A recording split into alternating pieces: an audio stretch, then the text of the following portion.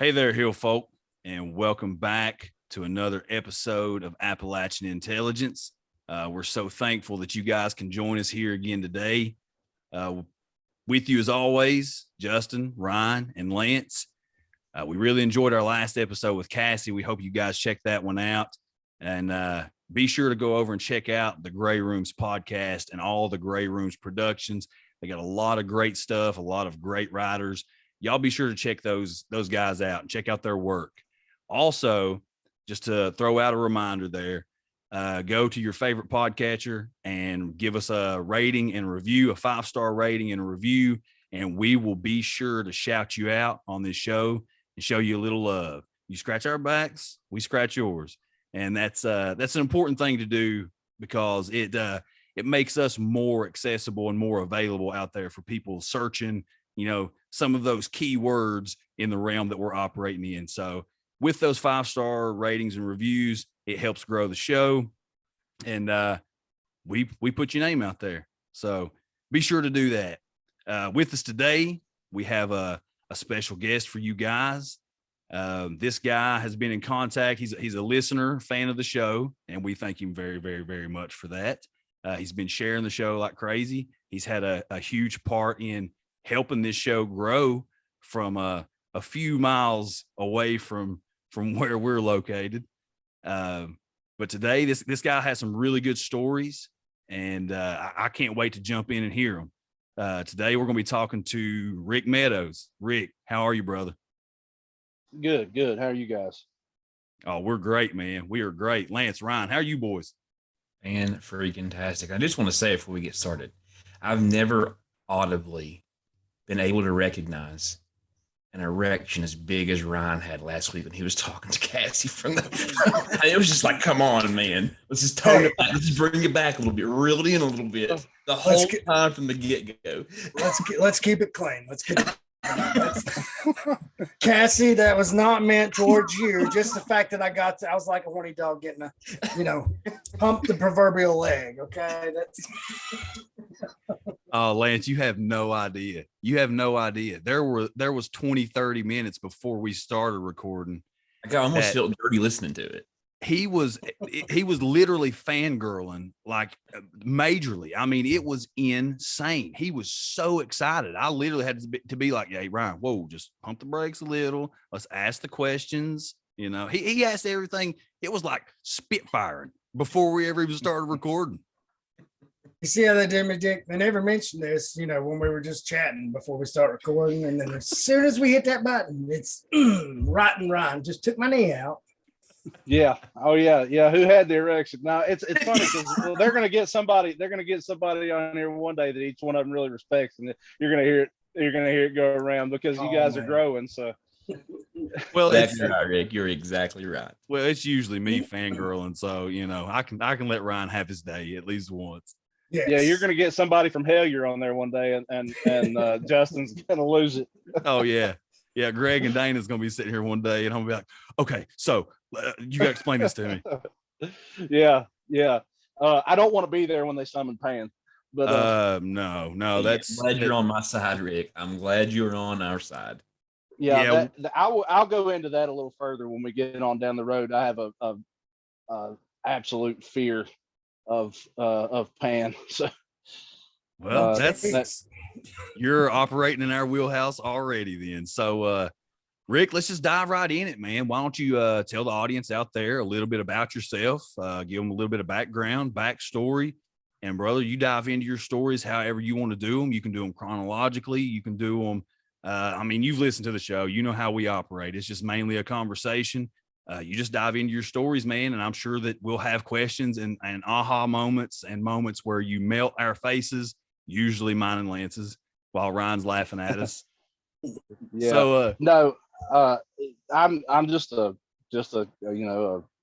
another Appalachian hill folk, I guess is what you've dubbed us all. But I was a skeptic big time. I wouldn't entertain the idea of any paranormal activity really, other than joking around or maybe for fun as a kid running into supposedly haunted houses out in the backwoods, until what we're about to talk about.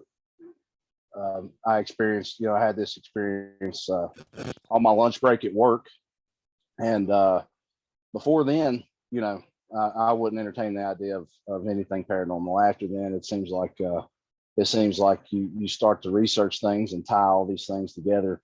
Like we were talking about before the show, the synchronicities, that word Lance hates. You start to tie those things together. You see a lot of where other people tie it together, and some of it starts to make sense. Some of it makes you question your sanity. But I guess if you want me to dive right in, I'll just tell you, I was outside of work one night, just leaned up against a building. It's a brick building. It's a 1-story building. I won't say what the name of the company is, but it's we do aerospace parts. It's a machine shop. But I was leaned up against the wall, and I faced, I'm balls deep in my cell phone, like everybody else is anymore. And I see a light over my head. It's 9 o'clock, I think, at night. And I meant to send you guys this video. The first time when I sent it, I didn't realize until today it didn't send. But I will send you a short video. You can't really, by the time I went into my phone and got the camera pulled up, it's far enough away where the only thing you can really see is the blinking light. But it really is abnormal. You can tell by looking at it.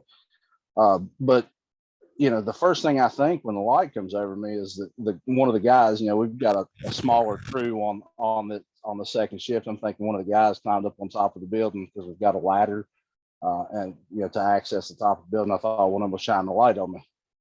So I look up, and it looks just like a spotlight.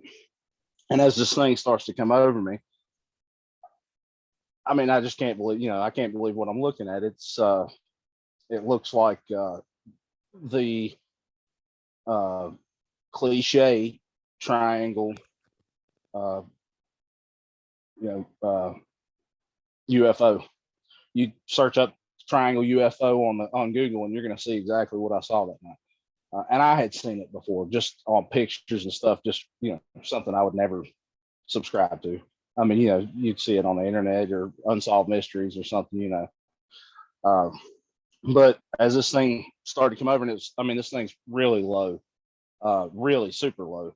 And the point where it started to feel really ominous and click was when all, the last 2 lights come over, it's going, it comes over, the first light hits me, and as I look up, and it's, when it finally comes over the top of the building, the entire craft, which I would say is almost as big as a football field, or maybe a little over the size of half of a Walmart supercenter. This thing's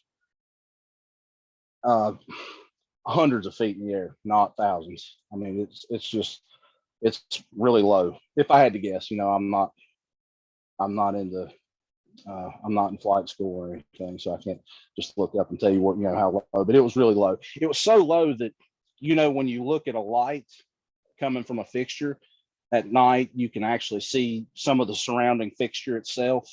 I could actually see the surrounding metal on the aircraft. That's how low it was. The reflection of the light on it.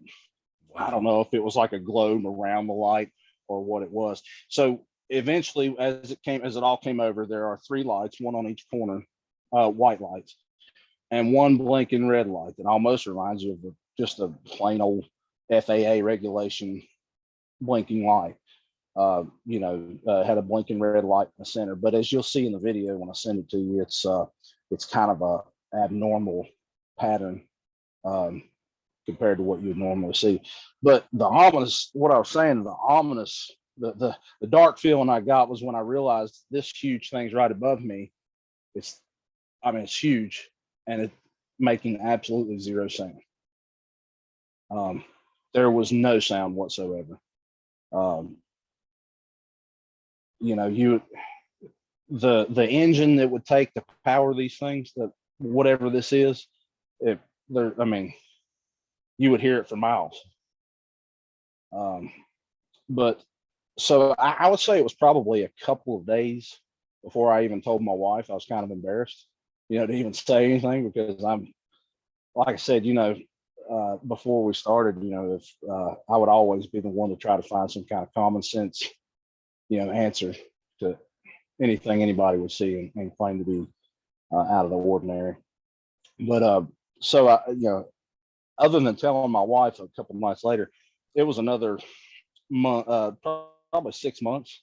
It was months before I told anybody else, and I told my cousin who actually works there. He's a coworker. A couple months after I tell him,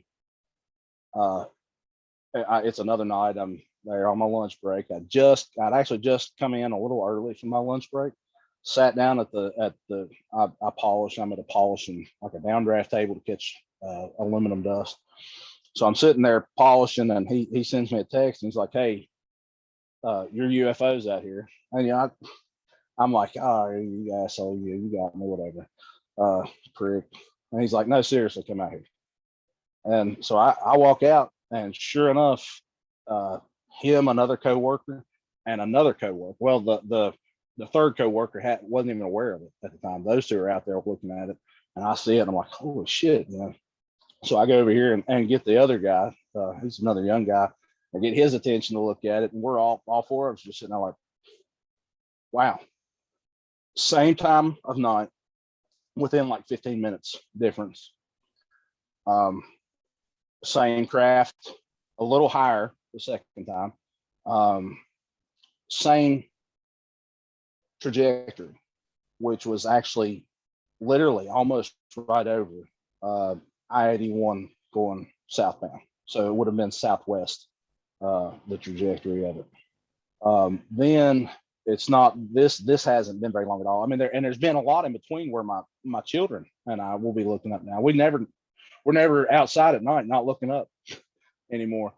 We've seen a few things that are off, but the coworker that was actually with my cousin when he saw it the second time, him and yet another coworker, a fifth coworker, witnessed. And I'm wanting to say this was about a month ago. I had him freshen me up on it today, so I could tell it accurately. I wasn't out there when this happened, but they both smoke cigarettes, so they're outside smoking, and they see one of them sees what he thinks is a shooting star. Well, at the end of it, it gets big, turns red, and then disappears. Then he sees another one do it, and another one, and then the fifth coworker walks out and catches, I want to say the fifth or the sixth one. He says, "Hey, look up," and he catches the fifth or the sixth one. I can't remember if it was 5 or 6, and that was the last one. But he said, watching them all, they all had kind of a cadence to them, a certain pattern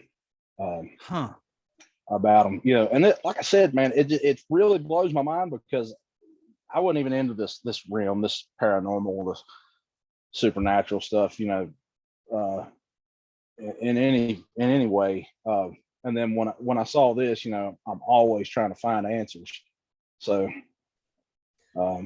it's drug me down a path.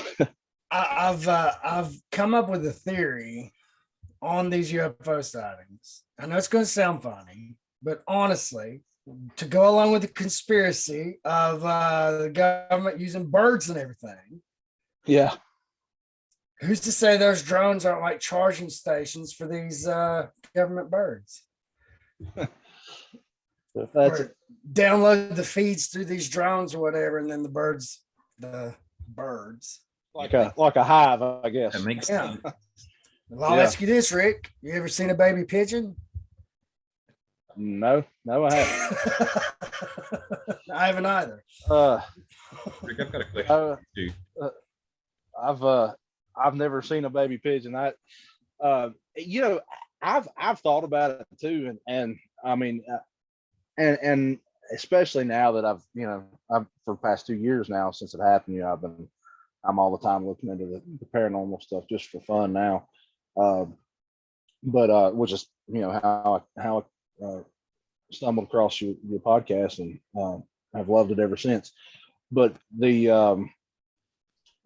I've honestly thought, if you go back and you listen to like the Joe Rogan and Bob Lazar um, interview, and you think about what Bob Lazar was talking about in that interview, the deconstruction and reconstructing which was their main purpose, these principal parts of these aircraft. I think he said there were various aircraft.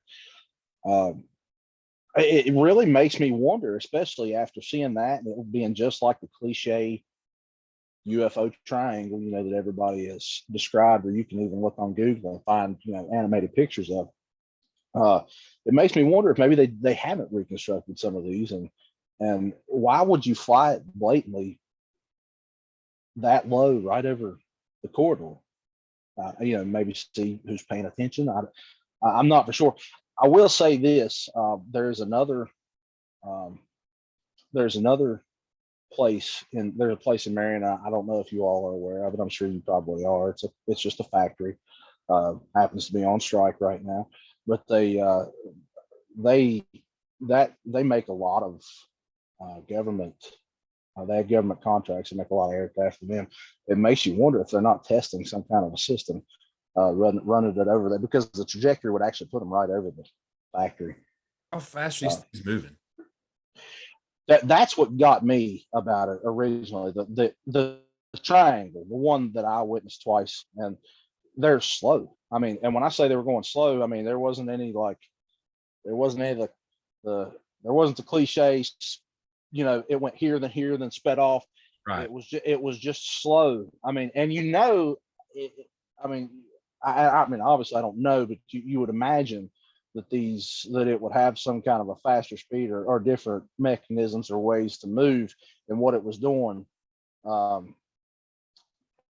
be honest with you, and my cousin, he's tried to rationalize it as, oh, it's just a blimp, because that's about the speed it was moving. I mean, you obviously know it wasn't. I could see, it was so low, and it was such a clear night. I could see the entire outline of this thing, and like I said, I could even see the glare from the lights up against the what I would imagine is some kind of aircraft metal. I could see the reflection off of it. That's how low it was. I mean, and it was slow. I mean, not like your typical UFO story. Well, the ironic thing about those accounts for me is, you're talking about working in an aerospace factory, where you're doing all these different things with aerospace manufacturing. For me, that kind of falls into that line of all these UFOs being seen around military bases. It falls into that line of, if this is something otherworldly or something extraterrestrial, whatever you want to call it, to me, it goes into one of those, okay, well, they're checking things out. Because I mean, to see the same aircraft multiple times at the same place, and what this place is and what it represents, for me, that's like, well, they're checking this place out. They're seeing what's going on. That's my line of thinking behind this. And you may be right. Just like we talked with Scooter, a couple of weeks ago. These things might be military. They may be something that the military is putting out there that we have no idea, no clue about sometimes. Yeah. But then what you're talking about right now, though, for me, it's hard to imagine that we have football field sized, totally and completely silent aircraft that are moving like a blimp like. It's just, it's hard for me. Am I saying that that's impossible? No, I'm not saying that's impossible, but I'm saying for me, it's fishy. I mean, it's really fishy for me. Yeah, I mean, that just adds to the mystery, really. Why would you be, how are you doing it? Is the first question, obviously. The second, if it's, if this is human technology, or even if it's reconstructed, extraterrestrial, whatever you subscribe to, why are you, so inconspicuous about, I mean, you're flying it right over I-81 at 9 o'clock at night. You think nobody's going to notice the fact that you're flying a fucking ET over the interstate at, in Marion? Don't get me wrong, Marion's not a big place, but that stretch of interstate, specifically between Bristol and Whitfield, is a very busy part of the interstate until you get further up into Virginia or further down into Tennessee. So, I mean, the interstate runs right in front of the place that I work. There's no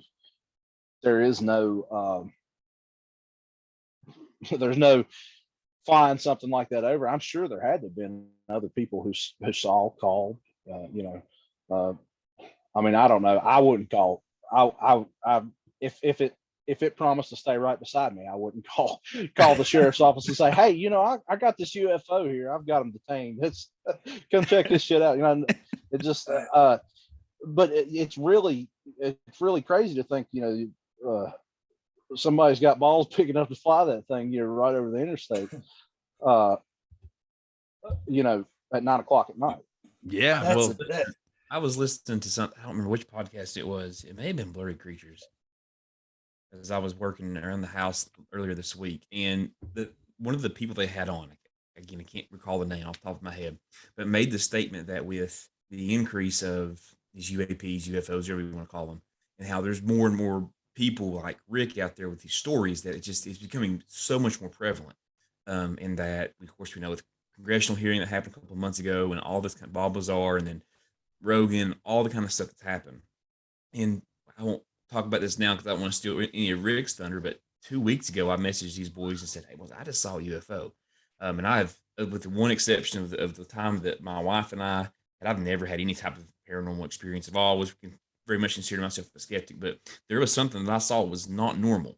In saying all that to say this, the statement was made that within the next 7 to 10 years, that government is probably going to release to us, or there is going to be some type of contact made, that what we're thinking maybe military technology that we don't really know about, that we're probably testing, that we're probably seeing it kind of come to light, because there'll be some type of contact that is made, and then we won't be as so panicked out when some of the ships that we have, planes that we have that we don't know about, are there. And he thought maybe within the next 7 to 10 years. Now, I don't agree or disagree with that theory. It's just was putting that out there. Rick, what do you think about that?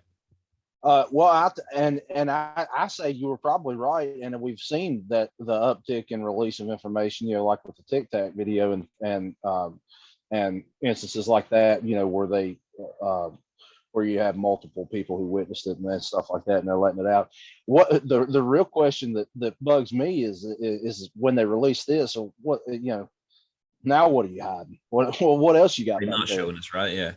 Yeah. What if you're going to show me this? What the hell you got back there? And that goes into stuff like CERN and those those types of which are that's I've always been into conspiracies. That's one thing I have been into, because one thing that is for sure, paranormal or supernatural or not, whether that stuff's out there or not, the governments and the people that we answer to are corrupt as hell. And facts. I've always, facts, big facts. Yeah. And I'm gonna, it's probably risky to say something like this, but there's a lot of it in Masonry, Freemasonry. You trace the roots of a lot of this occultism and these conspiracy theories, and it all leads back, to people whose secret societies and the people who make the calls like that, Lance, to say, oh yeah, you go ahead and give them this little tidbit while we got this. Now that we've got this other shit going, nobody cares about this. And that's funny to me, because if nobody cares about this, flying Walmart Supercenter up here, that's, got my mind blown. What else are you hiding back there? Yeah, man, you're right. I mean, these cares at us to get our attention over here, just to distract us, to see what's actually going on over in this direction. You're spot on there, Rick, I think. Well, and UFO sleight of hand. Yeah, UFO sightings have become so prevalent, and so we've talked on here before about how, a few years ago when the government started releasing some of these videos and saying, yeah, you know what, we don't know what they are. We have no idea. Nobody batted an eye. Like it was no big deal. And even when Lance messaged us the other night and was like, hey boys, I'm pretty sure I just seen a couple UFOs. It was like, oh sweet, that's awesome. And then that was it. And and he just mentioned that. And with him just mentioning it, I totally hadn't even thought another thing about it. Like, that's one of those things that have become so common, and not saying that it should take away from any story or anything like that, because when you're hearing these stories, it's not the same as experiencing these accounts. But yeah, oh no, you're not taking anything away from me at all. I agree, and I they all add up to a cumulative, evidence answer somewhere. Yes, yeah, evidence. More ammunition, right? For people like us, just more and more and more and more ammunition that we get. Keep backlogging more and more stuff. Accounts that we've heard. Yeah, exactly. Yeah, absolutely. But like on Hollow Sky, when they were talking about this, we got to watch out for the fact that they start demonizing these sightings, because that means that the aliens they know about are probably coming down here to teach us how to live right, clean up our planet, and give us free shit. And the government won't have that. They'll blow them right out of the sky. So if they start demonizing these sightings, like, oh my gosh, the danger and all that, that's where I think the government's going with it. Yeah. Well, I think there's so many options out there that the powers at be, whatever you want to call it, the government, the elite, these secret societies, whoever you believe is running the world, there's so many options for them when it comes to this phenomenon. There's so many different ways that they can play it. They can use it in so many ways to their advantage, or, they have to keep really, really, really close tabs on this thing. They can't let it get too far out of control, because then they can't use their puppetry on that upon the people. Like we've talked on here before, you've got Project Bluebeam it's an option for them to use all this stuff. You have, who, like we've talked, you might have full contact, but the government's going to swoop in right off the bat with their agencies, and they're going to put out in the media whatever they want to put out. They're going to totally, they will control the release and the flow of information on any of this stuff that happens. And Ryan, you're right. If this is some form of beings, however you think that they're coming here, if you think they're coming from outer space, if you think they're interdimensional, if you think, that they're just part of the spiritual world, whatever you believe, we obviously see these craft, and there's been tons of encounters of all of these different races and species of these entities communicating with people. Whatever your belief behind that, the evidence is there. But the powers that be, they have to keep a grip on this, because just like with everything else, they have to be able to control it to the masses, to make the people fall in line and do what they need them to do. And that's the part that bothers me about the whole thing is, even if there was a wide scale, full on, a couple UFOs, an entire sky full colony of UFOs landed, there might be a couple things released right off the bat, because thank God, this is one of the times when the age of the internet is good. I think that it got away from them quite a bit. We would see some stuff right off the bat, but then that would get shut down really, really quick. Stuff would get wiped. That would be a hoax. This would be a hoax. Well, no, here's the real information. And then it would go away. People wouldn't think another thing about it. It would be on to, what Johnny Depp and Amber Heard are doing this week. So, that's the important stuff. Yeah. Who cares about the aliens coming to probe everybody? I need to know what the hell's happening in Hollywood. Yeah. And you got people like Nina Jankowicz on, just shut up and watch the Amber Heard trial. But don't pay attention to what's going on over here. It's just bullshit. You don't need to talk anything on the internet. And setting politics aside, that was just a jab at the misinformation. campaigns. But that's what I was thinking when you were talking about that, Justin, was the the attempt to scale back a little bit of, if not to actually forcefully intervene, just to give us the idea that they're about to, and maybe we should scale back what we,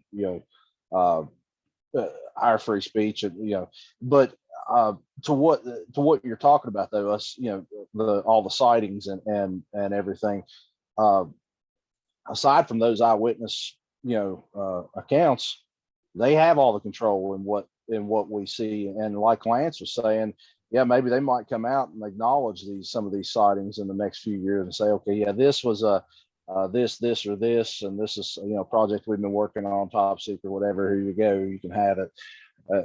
That then back into what I said before, well, what the hell else are you hiding behind the swastika curtain back there, Yeah. Yep, that's totally true. Yeah. So Rick, you I'm sorry, go ahead. No, go ahead. You're all right. In referring back to your emails, because we've been corresponding quite a bit, over the last few weeks. You talked about back in the late 80s, I think that you said that there were a ton of UFO accounts and reports that came from the Withville area. Is that correct? Along 81. Yeah, I dug that up for you. It's it must be on the email. I'm wanting to say season 4, episode 18. I didn't find out about this until last year. It was maybe a little over a year ago, because my wife was like, "Here, you don't have to feel so crazy now," because this apparently, the whole town saw these. But yeah, there is a Unsolved Mysteries episode that goes over that instance in Withville, which is the direction the direction this thing was coming from. It would have been northeast to me, and it was headed in a southwest trajectory, both counts. So yeah, I don't know. My cousin, the only other experience he's had other than this, the second one that he called me out for, hey, UFOs out here. He had one more, and it actually took place in Worth County. Wow. This had been 10 or 12 years ago, I believe. And I didn't believe him. I'm like, yeah, you're full of shit. But so I was ready to eat it, when he's like, "Hey, you UFOs out here," and I'm thinking, yeah, okay, asshole. And then sure enough, it was really out there. He had my number. Well, that's the good thing. Usually when you have people that do experience these things, whenever somebody else's or the skeptic's time comes, it's not even about a "I told you so." It's just like an aha moment. It's like, oh, thank God, you found something. Now we can talk about this. Now no we're sharing this experience together. Luckily, mine was just a couple months after I finally came out and told him, which, like I said, was about 6 months after it had actually, the first one that had happened. And I just looking for answers had consumed me. The first thing I did really was go in and look and see if they had released things. Like Lance was talking about, I went and looked and see if they had actually released anything on a maybe a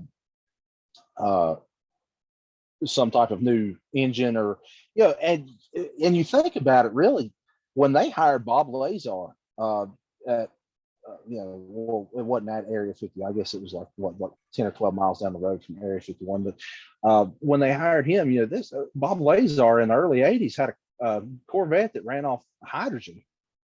Yep, this is true. This is one guy with nothing more than a education and some a few resources. To think of what a government could do with a mind like his. And that he's not the only one. He tell you that himself. They were signed in couples to individual pieces of these aircraft, that they had. And dude, if you'd have told me 3 years ago that I would have some kind of experience like this, and I'd be sitting here talking about UFOs, I laughed in your face.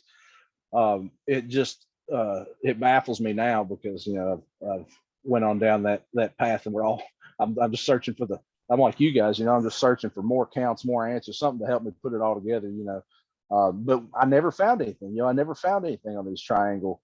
I just saw the usual, the usual search info. These people saw this triangle and this, I think there was some over Arizona, but it's so popular. This thing that I saw was so popular that it had been animated, and if you type it into Google, you will see exactly what I saw in cartoon form on images. And that's what blows my mind, because that leaves you like to really look like a dumbass, because you saw the thing that everybody else, supposedly saw, and it's on the images. It literally looked just like that, except it was, the size of this thing was just how, if it were propelled by any means that we know how it would be propelled, it was low enough that I would have felt the heat that it would have taken to generate, that thing would have generated. It would have put off that much heat that I would have felt it, literally, from that, it was so enormous, and the engine that it would have taken to power that thing, even at that slow speed that it was traveling, I would have felt like I was standing right behind the exhaust. Yeah. It took every ounce of strength I had not to make a dick and pussy joke as your cat walked by the screen. Yeah. Dude, the bad thing is, as soon as Ryan started smiling, I knew exactly what went through his head. Yeah. He completely tuned out everything that Rick said for the rest of that, and that's all that he was thinking. I had 4 jokes run through my mind. It's how I operate. The commercial, that was priceless. Stumped. That was great. That might be in the show notes. Yeah. You got to put that in the show. That was hilarious. But no, man, back to this. Couple of things, Justin, because I wouldn't be doing my due diligence as the producer Lance here if I didn't, at least. Well, yeah, I seen your face light up, and whenever that happens, that means you're in total research mode. The episode that he is referring to is actually episode 21 of season 4. And it aired on February the 19th, 1992. It was the first part of a 5 unsolved mystery episode, I guess. And it's actually called Mystery, the Withful UFO Sightings, which is, I guess, what you're referring to there. All those sightings took place in the 80s. They aired it again the same season. I had it here. Repeat. Yeah, so they aired it again, episode 33 or 32. This kind of ran it again. You can actually find it on YouTube. I've already found it and looked it up. So if you guys want to go check that out, I hated unsolved mysteries as a kid. Like, my parents would watch it, scared the absolute daylights out of me. That old creepy guy, whatever his name was, man. The news, everything about it, I didn't like. I remember Mom watching that growing up, and I hated that shit. See, I loved it, but at the same time, at night when I was laying there, I'm like, damn, they never solved those mysteries. Yeah. I just know that guy's coming to get me now. The other thing was it a black triangle? You may have said that. It was, but if I had to guess, it was almost a graphite color, because of where I could see the light reflecting. It wasn't a solid black. Sure. The material looked like, and it was there long enough for me to sit there. It was going slow enough for me to sit there and look up at this thing and pick out details. And it's not something you would normally do if you're seeing something like that, and obviously I'm like, wow, I've got to get video of this thing. By the time I did, I did zoom in, and you can see the light and the irregular pattern and things like that. But I wish I would have gotten it sooner, obviously. And literally, like you said, guys, I just typed in triangle UFO and got on Google, man, just all I thought was triangle UFO, and got just almost verbatim to the description that he gave. Or there's tons and tons of pictures. History Well, Channel actually has a whole article on it. So I mean, it's spot on there. It's it's not that I Have you would guys Yeah. ever? agree, believe what you said, Rick. I was just again doing my job, making sure just throwing No, stuff. and that now you see why I'm kind of apprehensive about even, especially in the beginning, it's like, I'm to me, you might as well, I might as well have said I just saw the Jetsons fly over. Everybody's seen this shit. Nobody's gonna believe it. Flight of the Navigator. Yeah. Well, I mean, for most skeptics out there, that's their ammunition to say, oh, well, these people are just basing all this off of what they've saw before. It's just these thought forms that, blah, blah, blah, blah, blah, blah, blah. But for me, that's evidence. I mean, if you have a serial killer out there that nobody can apprehend, but he keeps showing himself or herself to all these numerous people, and then you have each person coming up and saying, oh, well, this was a white guy that's about 5'8", 5'9", 175 to 190 pounds, had brown hair, a brown mustache. He wore glasses. He drove a red Camaro. Like in any other area of society, we would look at all of these corroborating stories and accounts and say, okay, well, that's evidence. That means there's something out there that people are seeing that is common enough that all of their details match up. It's only in this realm that we operate in that it's always, oh, well, they just heard that somewhere else. They saw that on a movie. They saw that. Well, where did all this stuff come from? I mean, I have a hard time. I mean, I know that human beings are super creative. I know that our brains and our imaginations are, we can create almost anything. That's awesome. But I feel like I've said on here 100,000 times, or like Lance says all the time, where there's smoke, there's fire. I mean, this has to come from somewhere. Like, to me, it's evidence. So your story, I believe 100%.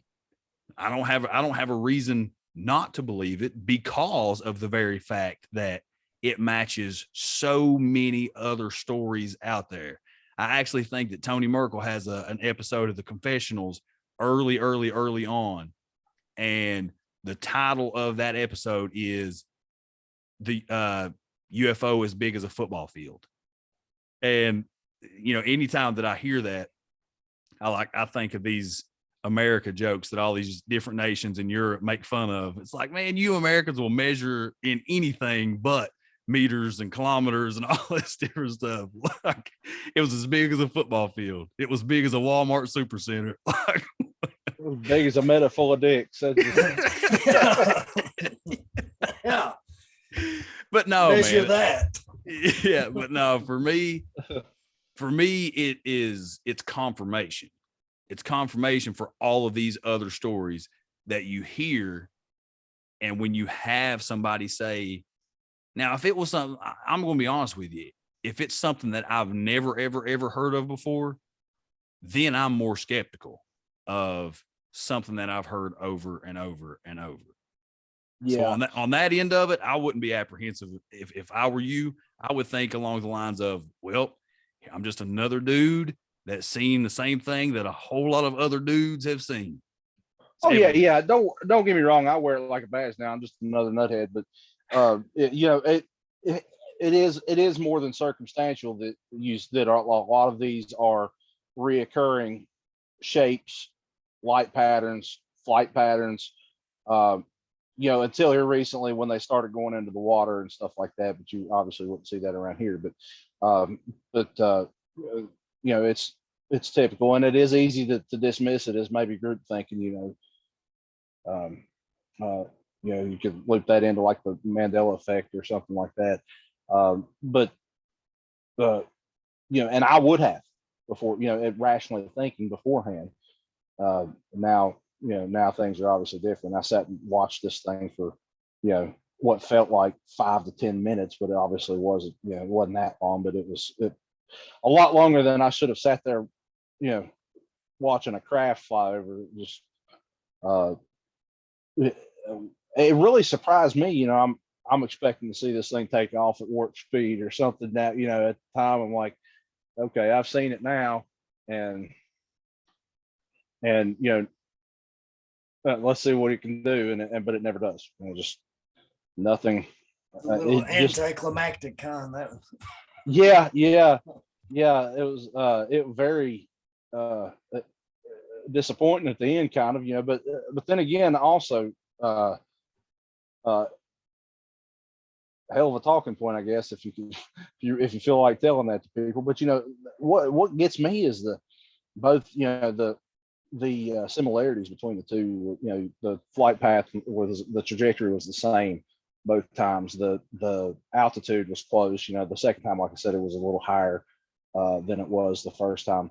The first time, like I said, it was so close that I thought somebody was on top of a one-story building, you know, messing with me, you know, shining a light on me. I'm like, oh, you dickheads. And I look up, you know, and there, you know, there's this huge light over me, and I have to wait a second before I can really adjust my eyes and see what I'm looking at. But it was such a light night that I could see the shape, the entire shape of it.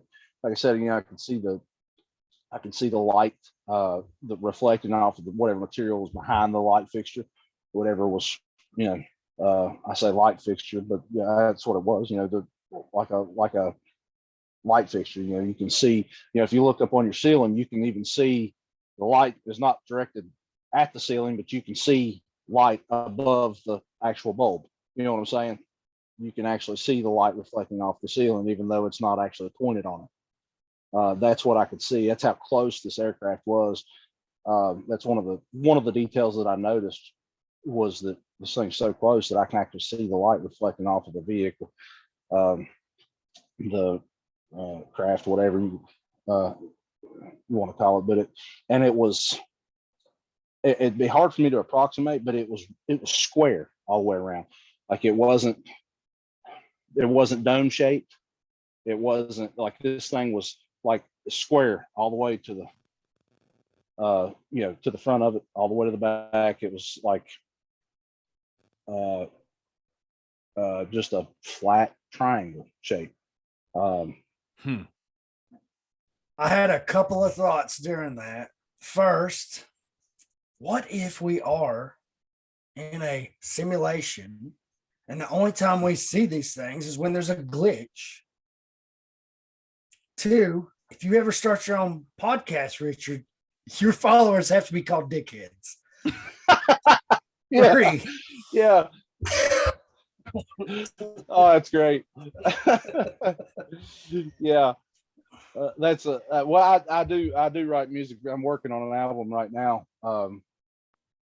And I probably won't finish writing until sometime next year. You know, got 2 children and work and everything else. But I will be sure to let anybody that feels like listening to my noise know that they'll be deemed dickheads. Official dickheads. Well, Yeah. look, man, whenever you do get that thing completed, send it our way. Oh yeah, yeah. We'll push it. Yeah, I certainly will. We got a lot of themes. Yeah, I like to subliminally throw in there against the occultists and the scum of the earth, as I like to call it, these elites. But you know, when you see something like this, that's another thing that I had written down to talk about to you guys with or about, was when you see something like this and your view changes. You start thinking about things like what about the red shoe, the guys with the red shoes, is everything a lie, or is everything, am I going to end up seeing some of these things? I can tell you one thing, I'm not ever going to think the earth's flat, but you know, it makes you think about it, you know. And just like with that, you know, you have like Macaulay Culkin and that what was the other kid?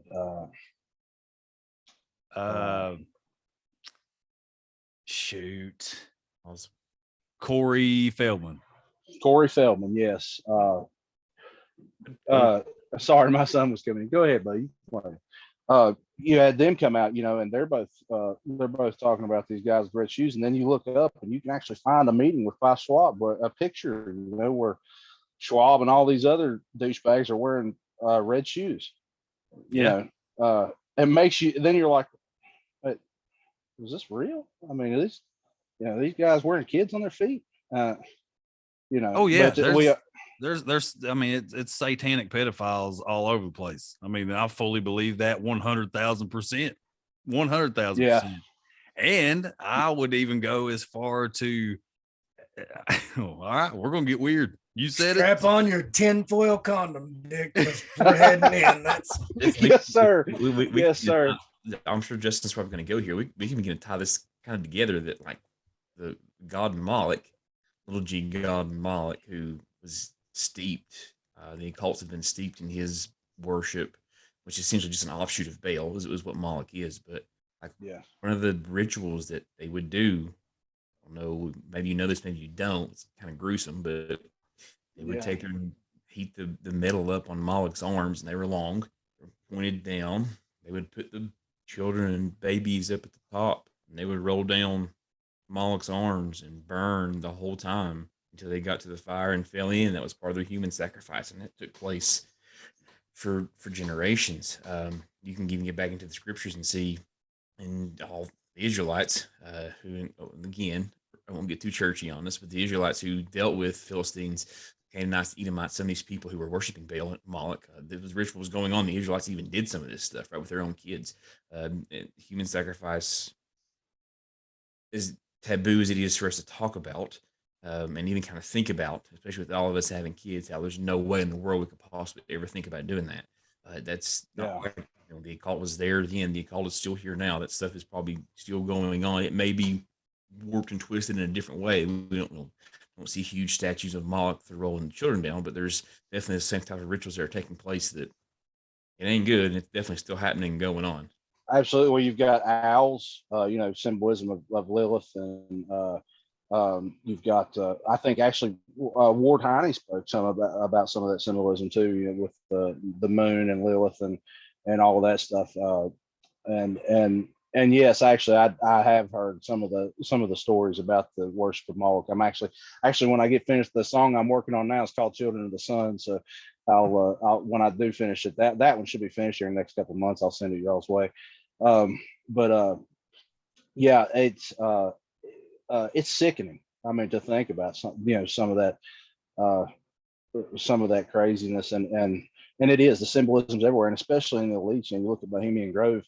That's that's not something you believe in. I mean, it's the evidence is there. I mean, it might have been submitted by somebody that was a little off, Alex Jones, but he's hit or miss, but a lot of times he gets shit right too. So, but you got a bunch of dudes worshiping some owl effigy and doing fake sacrifices and things like that at this camp that Ronald Reagan admittedly said that, where he was told that he was going to be the president. Yep. And the funny thing is the one president that was known to have been there and ever spoke out against them was the one that's got impeached, and that was Nixon, who called it a faggy event. So that Nixon's words, not mine. So don't no hate mail there, but I just to Justin and the guys, because that is what Nixon had said, and I think that was an account from Ronald Reagan, if I'm not mistaken. You can look that up, but one of them said that that's what Nixon had said, and it was funny that it's kind of funny coincidence that he's also the one that got impeached.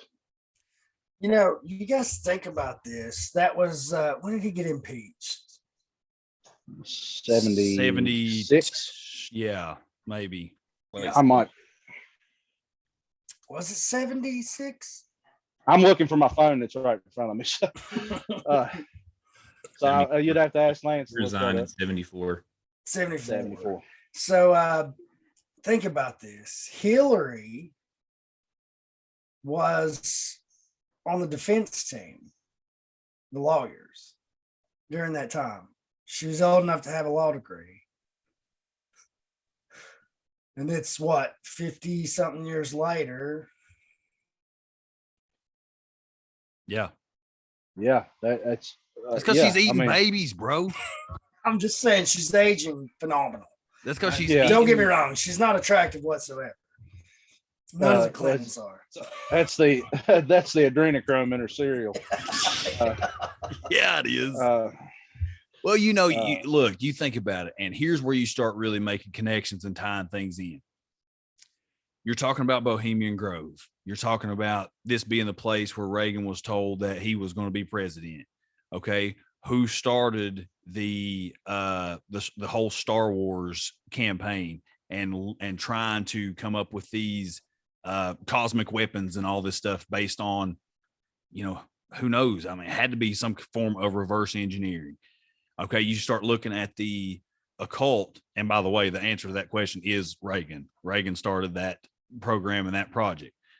You look at the occult and the ties to UFOs, just in general. Okay. You mentioned Crowley earlier before we got started into this thing. Well, we all know, based on Crowley's writings and his work and kind of the mythos that involves Aleister Crowley, he was always trying to perform these portal openings, these different magic circumstances to try to speak with these entities. All right. Now, a lot of these places that Crowley done these things, a lot of these times and accounts, there's a lot of UFO activity. I've seen even modern accounts of people chanting certain incantations and doing these different things. And they'll say, hey, I'm going to conjure a UFO. And they'll say these spells and they'll do these little things. And then all of a sudden there'll be crap in the sky that you don't know what it is. It's like UFO whispers. That's the latest thing that we saw. It was during the day. I think I've seen the video you're speaking of. My son and I actually witnessed this one in broad daylight, and all you could see was the sun shining off of it. Don't know that it wasn't a blimp or something. It was something obviously metallic. It was shining. This was right in the middle of the day, right down here. There's a music shop right down below the house. We had pulled in there for some reason and look up and we're seeing this thing that's just sitting stationary for a few minutes. Almost reminds you of what you see on the Skinwalker show on History Channel. You see it during the daylight, and it's kind of like got that shining glare of the sun. You really can't see what you're looking at, but it kind of reminded us of that. But and like I said, don't know that was anything. Whatever it was, just sit still and then eventually disappeared. And we were looking at it long enough to catch a glare long enough not to realize when it actually disappeared until we were like, we don't think it's there anymore, But yeah, and also you were talking about that's when had a lot of UFO sightings. Then there was also a lot of Loch Ness monster sightings. Then that's when they actually. I think I remember on one of these shows them talking about that's when a lot of these Loch Ness monster sightings were spawned. Somewhere around the time that Crowley was dancing around and having sex with a bunch of people. I don't know what all he did. Everybody and everything. All I can think about when you were talking about him trying to do magic to open portals was Dan Cummins going, showbiz. That's how we do it in Hollywood. Yeah. And I don't know if you've seen there. I saw a funny one the other day that I hadn't seen before. Saying that Bush Senior's wife, what was her name? Barbara. One of the conspiracy theories saying that Barbara was the son of Aleister Crowley, and it had a picture of the two put together. And boy, they look just alike. Wow. Well, you start looking at all this occult stuff, and you start looking at connections, and you start looking at, numbers and gematria and all of these different things. And, a lot of people will look at it and say, okay, well, if you're trying to make connections, all you got to do is look hard enough and throw in enough different variables, and pretty soon you will get the answer you're looking for. But you have certain things, just like the Georgia Guidestones the other day. And I think me and Lance and Ryan are going to jump into an episode totally and entirely based on stuff that's happened since the Large Hadron Collider fired back up at CERN. Because I've been keeping notes. Like, I don't pay a whole lot of attention usually to the news. You know, I'll check up and check and see. You know, I like to keep my finger on the pulse of the nation and the world just to see what's going on. You know, to make sure I don't have to bug out and head to the hills, you know, anytime soon. But you don't have to head far in Haysami, which I don't either. You're exactly right. I'm already in the hills. I'm headed your way, Ricky. Well, out to our land. That's yeah.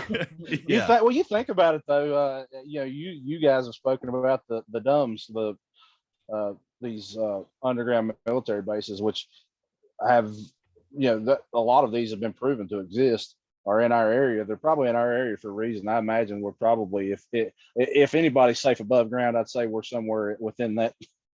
Within that subset, you know. Yeah. Well, A, the mountains hide it well. B, you get anybody on TV that has an accent like ours talking about UFOs and aliens and secret military bases, and nobody's going to freaking believe you. No, because there's been too be many before. Ryan, I wouldn't have believed you 2 years ago. No, I mean, I would not. I'd be like, please get this person off of TV so they don't make us sound like that, because there's been too many before us, you know, that's going on there. And they just that's where we get that bad rep at, is non-educated hillbillies.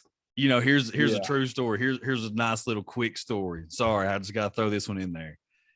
So me and my family are on vacation in St. Augustine a few years back. I think this was 2016, 2017, something like that. While we're there, we're getting ready to go down on the beach. And me and my wife and my kids, we get down there, and all of a sudden, like, I look over and there's this plane, just like this single prop plane or whatever you call them, that's sitting there on the beach. And there's like police cars around them and like EMTs and fire trucks, and they're all right there. And there's a couple different news stations there. And there's this reporter that he's holding this mic, you know, and he's got his cameraman right in front of him. And as I come on there was a couple construction guys who had been working on some remodeling on the place beside of where we were staying. And I asked those guys, I said, man, what is going on out here? You know, what have we walked out on? And he said, oh, dude, you missed it. This plane had to crash land right here on the beach. He said, thank God, you know, it was pretty vacant. He said, he just, you know, we're looking up and we see this plane smoking. We see an engine smoking in the sky, and this thing just comes down and crash lands on the beach. I mean, it was a successful landing. You know, he killed it, evidently, you know, an excellent job piloting. But I was like, oh man, well, that's crazy. That's awesome. I missed that. So I start walking out that way, and this reporter turns and locks eyes with me. And I told Monica, I said, God, they can smell redneck in the air. He's going to come this way. I know he's going to come this way. Well, here he comes. Here he comes strutting. He's motioning his, it's just like you see in the movies or whatever. He's motioning his cameraman. He's like, come on.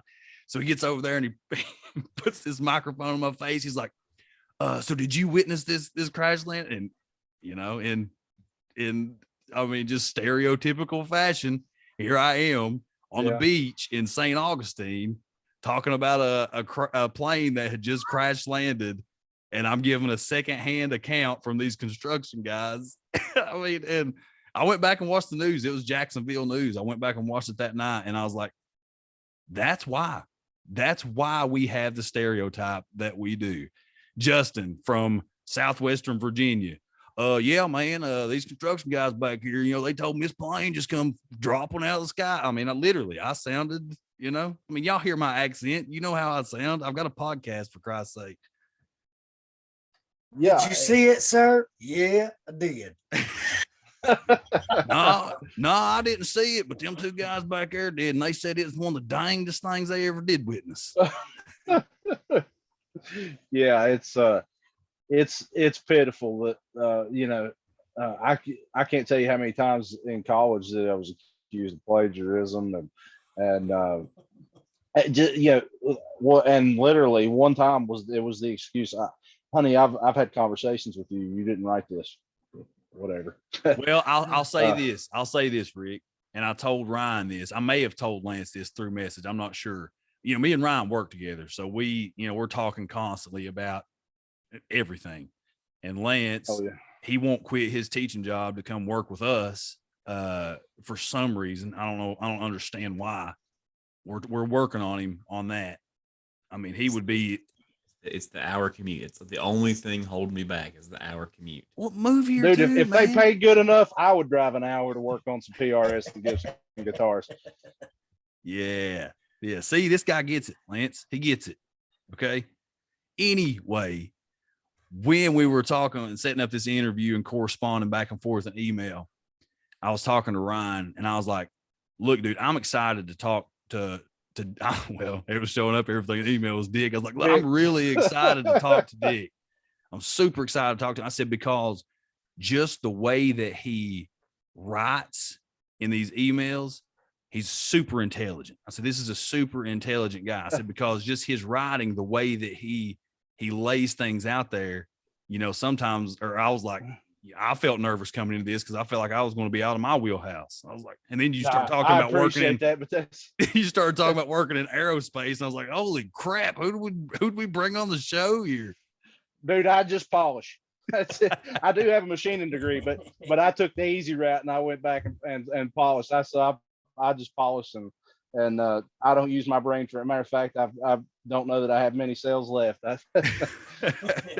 Just old Dick Polisher. Yeah, old Dick Polisher. That's right.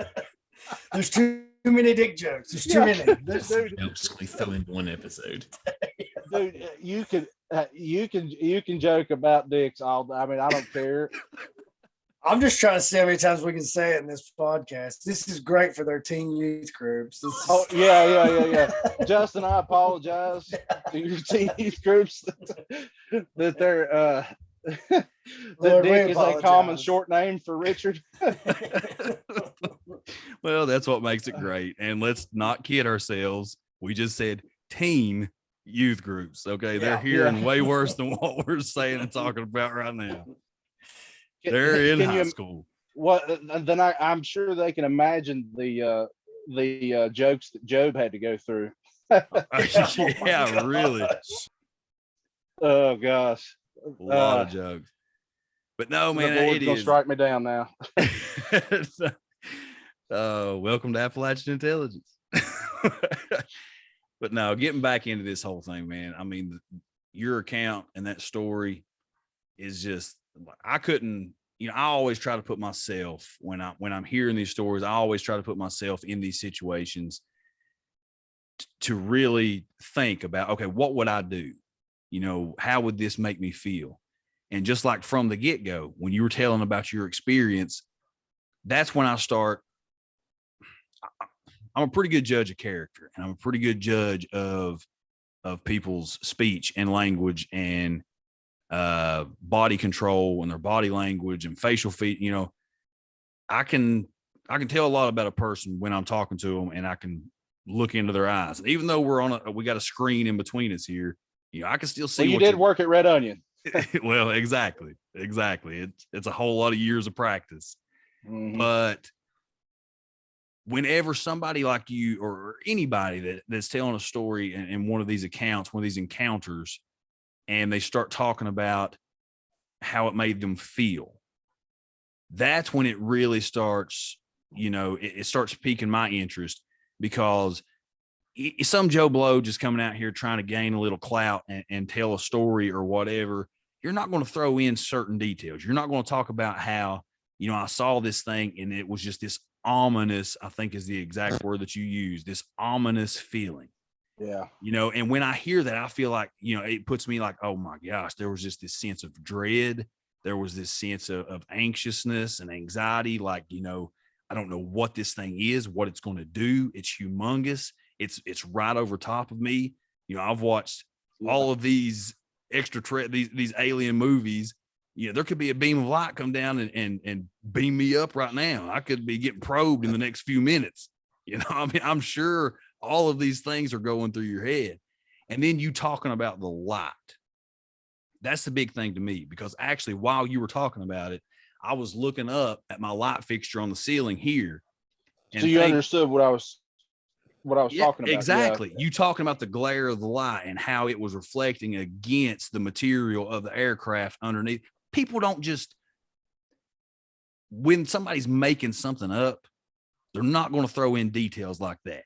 Those are those minute, specific details that only an experiencer can throw in there. And sometimes it's like, well, that's not even important. When you're telling a story, that's important, because that lets me know this dude's telling the truth. Well, one thing I think about, Justin, when I heard the swap cast you did, where you spoke about your experience with the poltergeist, you can almost listen to, but you can almost listen to somebody and understand where they're coming from and how they're feeling, and and if it's fake or not. You and I both were corrections officers at one point. You become a pretty good judge at what's bullshit and what's not. But the one thing, after you experience something like that, I'm sure maybe you did after your experience, you aren't so quick to dismiss even some of the ones you think may be bullshit. You have to, you kind of, sorry for my language again. That's just, I'm so used to it. You're good, man. You're good. But, You're good. But you really do. When somebody tells you something, after that, and especially after the amount that I've had since then, I'm 37. I'll be 37 in November. You go 35 years of your life and don't experience anything like this, and then you experience as much as I have in the past 2 years. Maybe I just wasn't looking up. I had a better shit to do now that I'm older. I don't. But when you experience it, then you're not so quick to discount somebody else's experience. And the ominous, what you were talking about, the ominous feeling, it wasn't really dread. I didn't feel like there was anything malicious about it, so to speak. What the ominous feeling was when I realized that it wasn't making sound.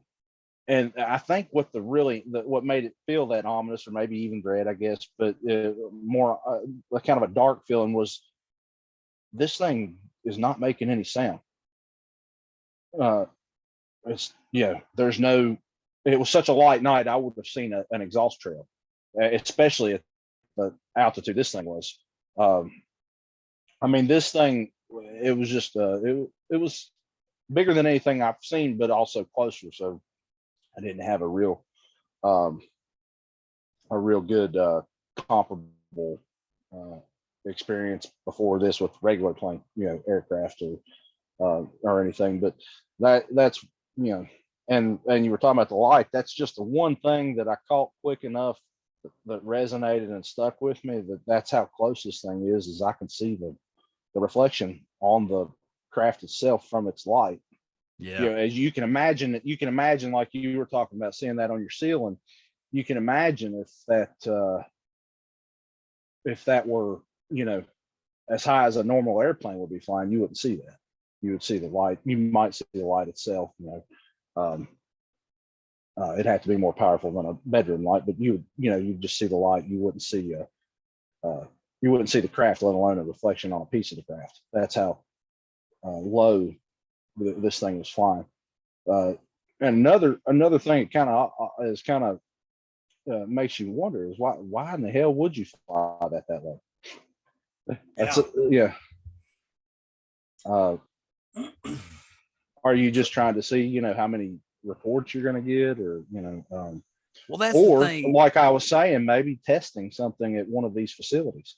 Like I said, I don't work at the place I said was on strike right now. I'm sure you can see that in the papers, who that is, but we do some work for them, and they different there are a lot of different places around here that probably do that probably are a vendor for this company. But it really makes me wonder if they weren't testing if it was humans, which I'm I normally I wouldn't say if, but then again, I just, I've never seen one of these in my life before either. So there's another new. But yeah, so if it were human and using logic, why would you fly something like that low? And maybe to test and see what, test a certain system or a certain component. Well, that's the thing too. Like that's what makes me think in some of these cases that it may not be or probably isn't our military, because if you're going to test something like that and you're going to fly it that low over places that are populated, that people are going to be like workplaces, why? I mean, if you're wanting to keep these things secret, if you're wanting to test these things out, why make it so noticeable? That's why early on I said the thing that seemed so ironic to me is you're seeing this over an aerospace manufacturing plant, factory. Like, that's the kind that I'm like, okay, well, they're checking things out. That's why I feel like, some of these things fly over military bases. They want to see what's going on. They want to see, what's being tested, what's going, and kind of going back earlier. So one of the things that we were talking about with Bob Lazar and the reverse engineering and all of these different things, let's think about Roswell just for a minute, and whatever you want to believe about Roswell, there's a ton of evidence out there that says something happened. There was some kind of crash in Roswell, New Mexico back in, what was it, 40s or 50s, right? Yeah, it was 40s, yes. Yeah, 48, something like that, I think. I think something might have been 47. Might have been 47. Set up the plant there in the 50s.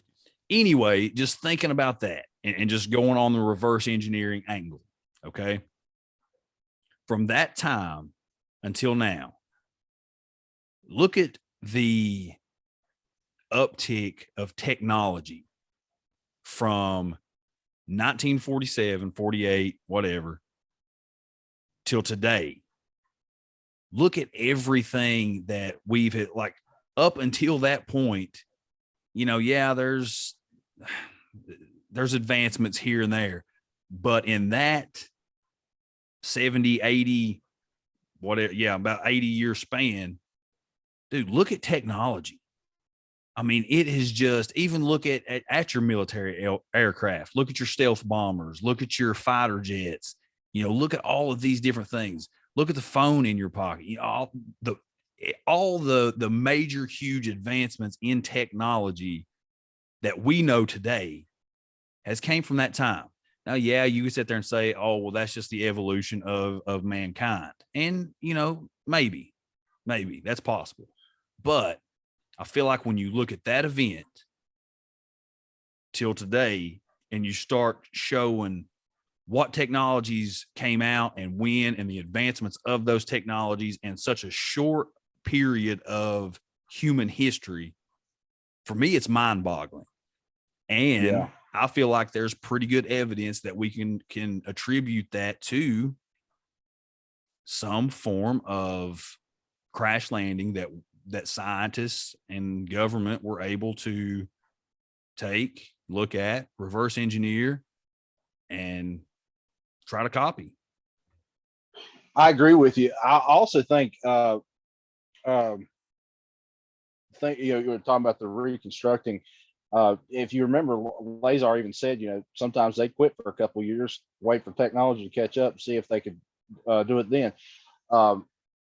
Another thing also, speaking of technology, if you look back, Tesla had,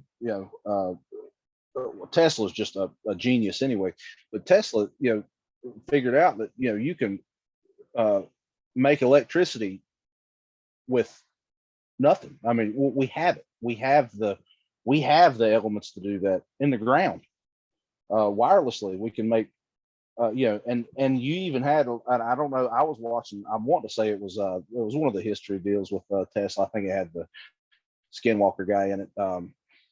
I can't remember his name, the quantum physicist or whatever. They were talking about Ford and Chevrolet even started to make electric cars back then, 30s, 40s. and quit. Obviously, that's where your elite power come in. It's they can't profit as much, off of it, off of the oil back then, or what they would have lost their everything they had, and it probably would have went to somebody else like DuPont or somebody who's already set up to make some, to make some of these components that would have, fueled these vehicles. But I'm sure being back in the 30s and 40s, they were a bigger piece of shit then as they are now. Okay. But that doesn't take away from the all factor of the fact that in the 30s and 40s there were electric vehicles. Yeah, it's crazy, man. It's insane. And people like Tesla smart enough to make them. Yeah, absolutely. That's why upon his death, all of his work and blueprints and his apartment was ransacked, and his next of kin, who should have been able to get there and collect his belongings, was stalled and wasn't allowed to go in the place. And government agencies did go in the place and took a lot of Tesla's things, including Donald Trump's grandfather, great uncle, something like that. I think it was his father, wasn't it?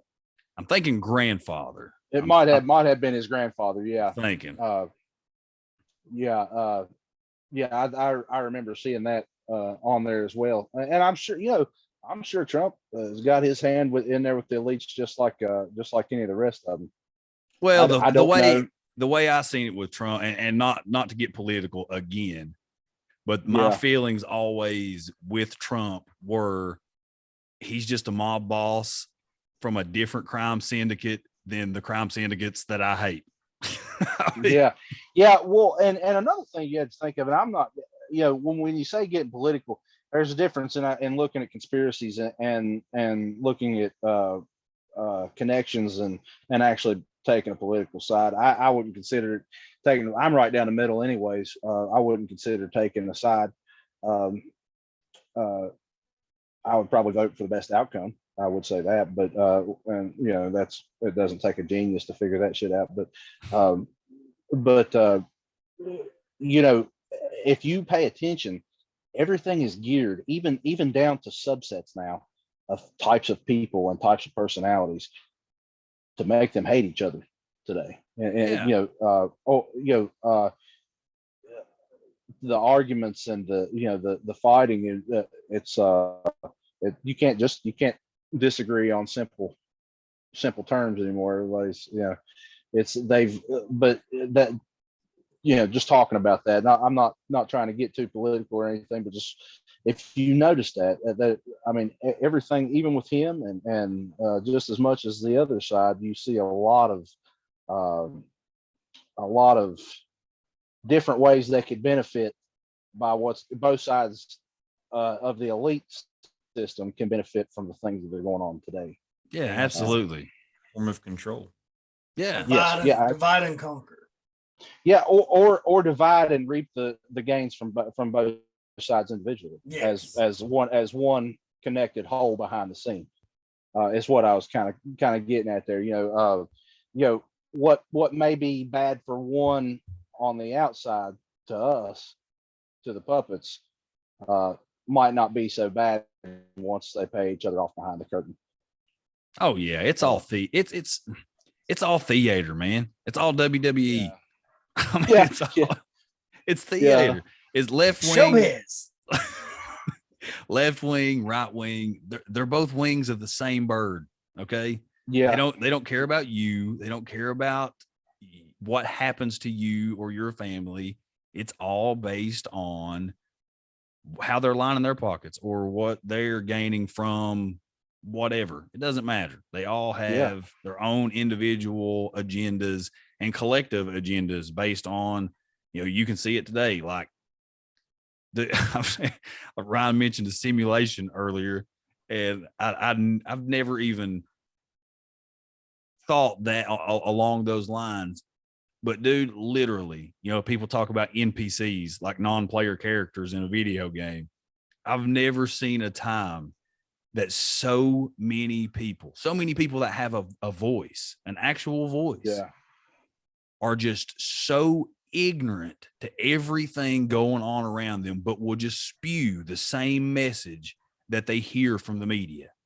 Just spew the same message when they have absolutely no idea what they're even talking about. You know, me and a guy that I work with today, we're talking about Billy Joe Armstrong, lead singer of Green Day, who pulled his citizenship from the U.S. to strictly be a citizen of the UK over the Supreme Court ruling over Roe versus Wade, the overturning of Roe versus Wade. Now, not trying to get into that whole thing because that's a mess, but people don't understand it. People just want to spout whatever the media is telling them to spout. So Billy Joe Armstrong decides to pull his citizenship, his dual citizenship, one half of it, from the US and keep it in the UK when the UK has stricter abortion laws than the US still with the overturn of Roe versus Wade.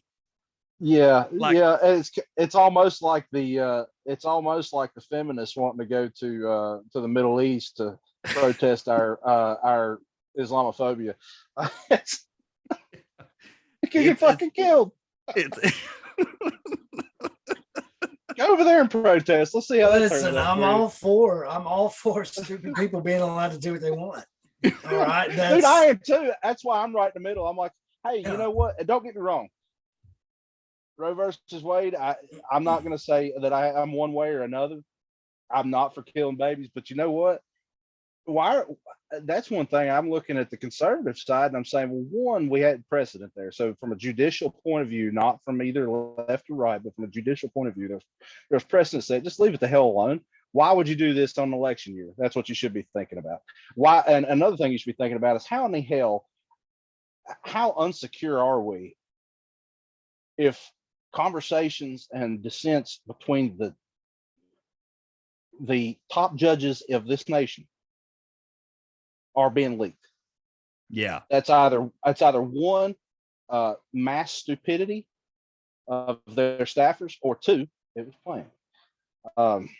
Now, and that's just from a common sense point of view. I'm not saying that I subscribe to either one because I don't know, and never will. Nobody will. But it, there are a lot of circumstantial events that have taken place over the past few years that are just like, there's no way that wasn't planned. Yeah. It's, I mean, you really rolled a red carpet out, so to speak.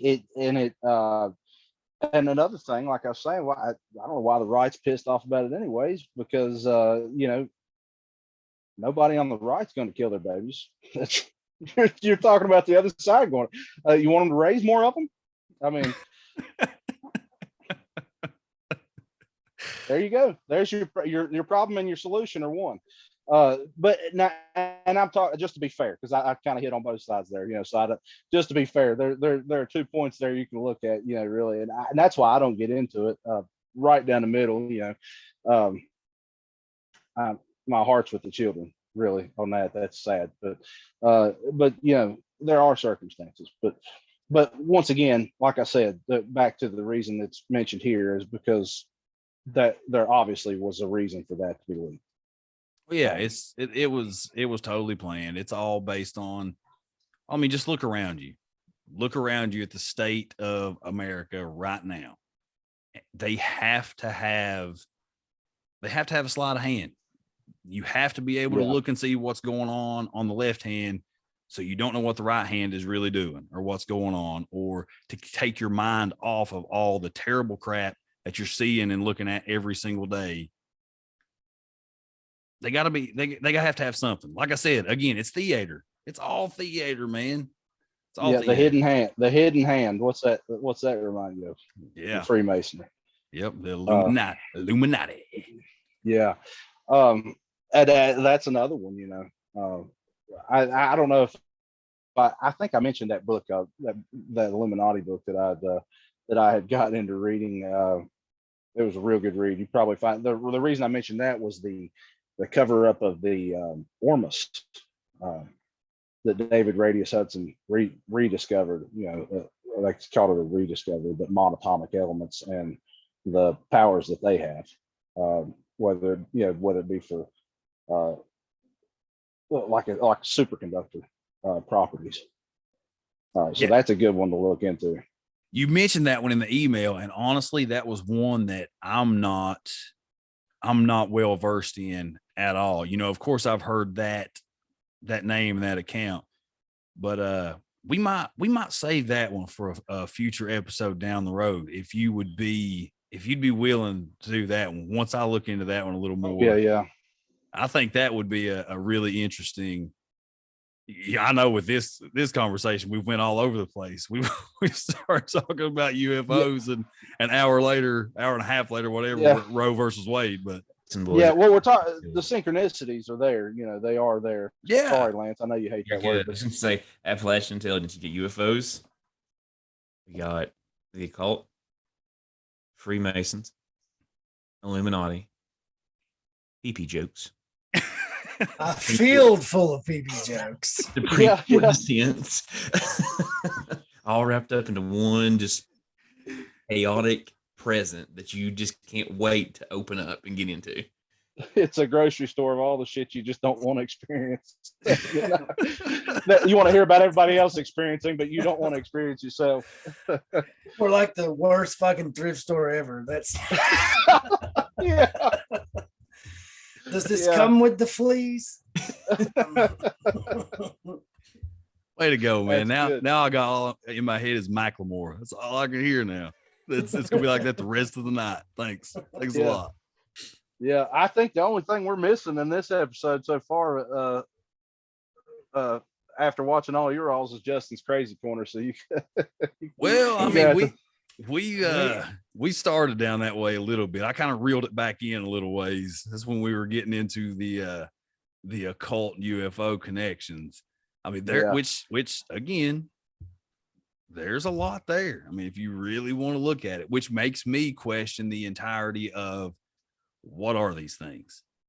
You know, if Crowley can perform these different rituals and these ceremonies and these incantations and this sex magic, all of these different things, and claim to speak to entities, but then describe UFO type encounters.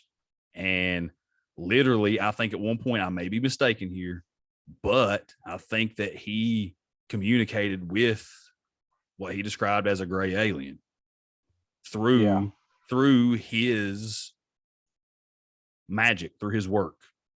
So that for me, that ties into the whole, what are these things?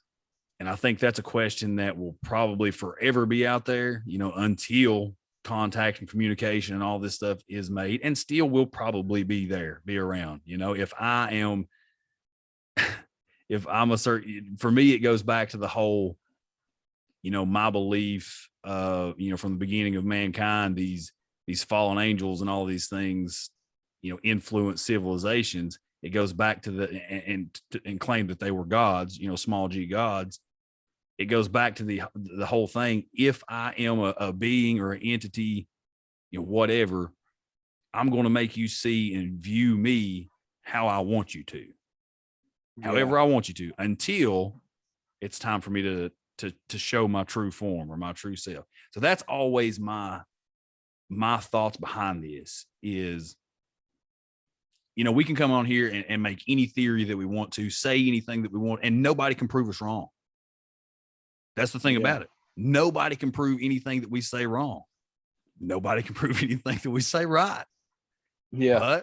But that's why I love this field. That's why I love talking to these boys on a regular basis. That's why I love talking to people like you on a regular basis. That's why I love listening to the content that I listen to, with all these stories and all these theories and all of these different connections and synchronicities, Lance. Yeah. That's why I love diving into all this, because nobody really knows. From science to your average Joe farmer that got abducted and a metal probe shoved in his rectum.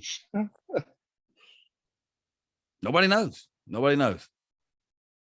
That's why. The only thing I wonder, when I watch Hellier or anything like that, is like, they must not come out very often, because if they did, you and I both know, from your house to my house, there would be a short little alien fucker on everybody's wall. Everybody. The Virginia Department of Game and Inland Fisheries would be down here regulating sloughs. Yeah. I think that's why most abductions happen while people are in bed asleep. Well, one thing, and on a serious note, one thing that really is odd about that, and happens often, especially if when you get into today Politis and some of his stuff, are a lot of these people are extremely intelligent. Like this guy, I was listening to one of your episodes today. You were talking about the Kabaki disappearance or whatever for like 7 months. Yeah. These and many, almost all, or a great majority of those people are very, very intelligent people. Absolutely. Or at least by their accomplishments, I would judge them as very intelligent people.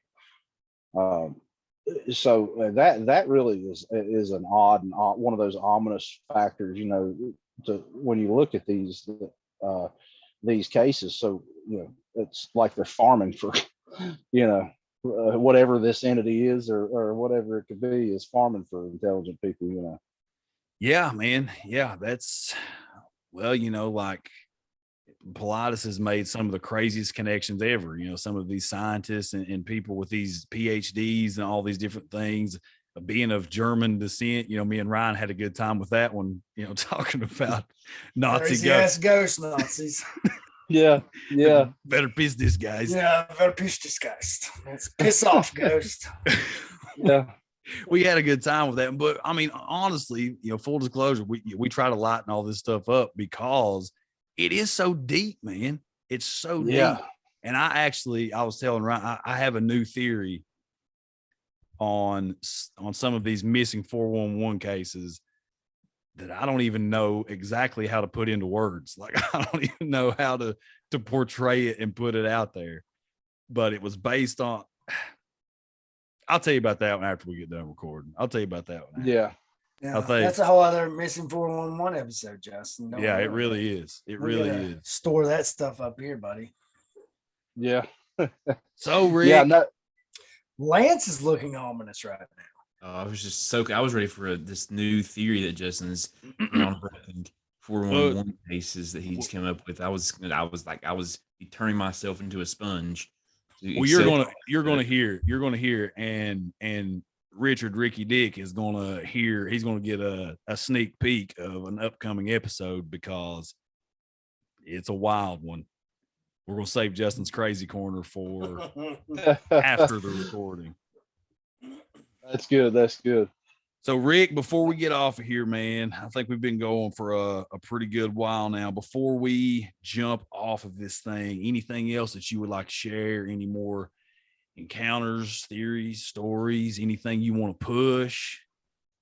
No, those are the only encounters I've had.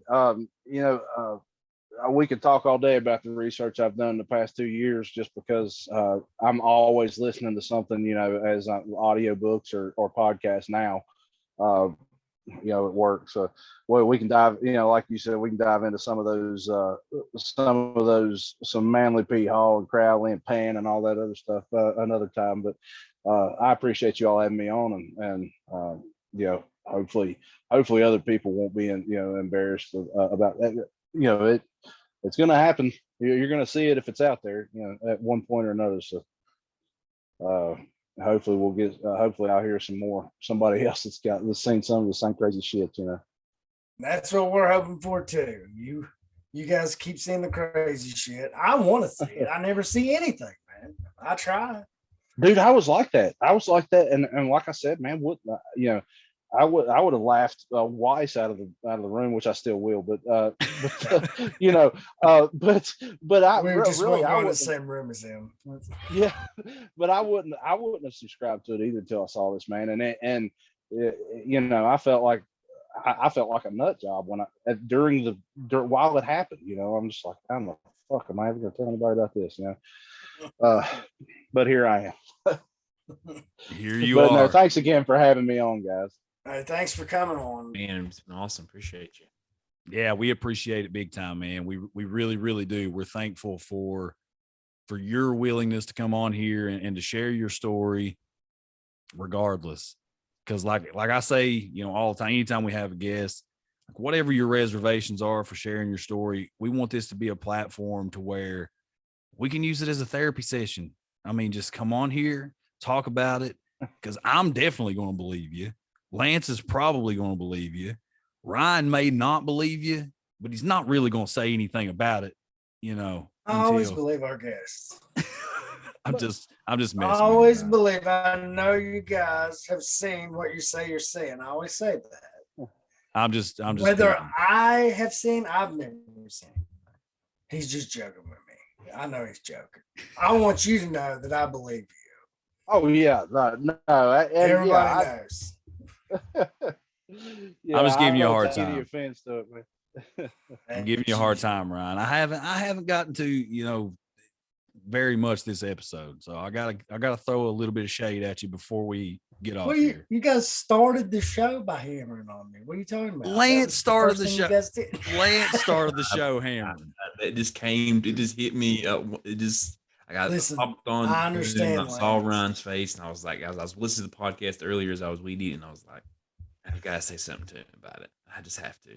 Look, nobody understands having to say something that pops in your head more than me, Lance. Lance started the show hammering you. I was just speaking facts. I was sharing my own story, my Ryan encounter. Okay. That's what I was doing. I'm sorry. I was excited. Not that I wasn't excited to talk to you, Dick.